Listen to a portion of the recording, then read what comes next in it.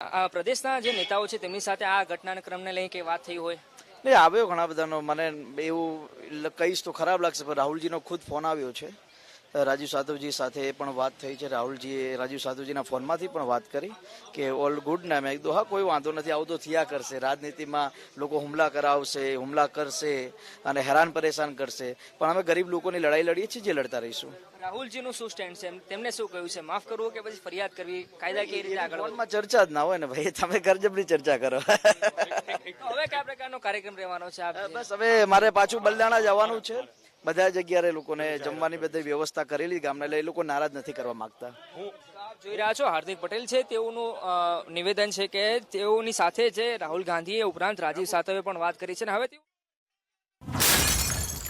હાર્દિક સાથે રાહુલ ગાંધીએ વાત કરી હોવાની અત્યારે વાત હાર્દિકે કરી છે, સાથે રાજીવ સાતવે પણ કરી છે. તો હાર્દિકનો દાવો છે થપ્પડકાંડ બાદ રાહુલે ફોન કરીને ખબર અંતર પૂછ્યા છે.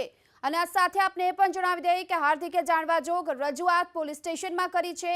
અને આ સાથે જ હાર્દિકે સૌથી મોટો દાવો કર્યો છે કે હાલ જે પ્રમાણે રાહુલ ગાંધીએ તેમની સાથે વાતચીત કરી છે. રાજીવ સાતવ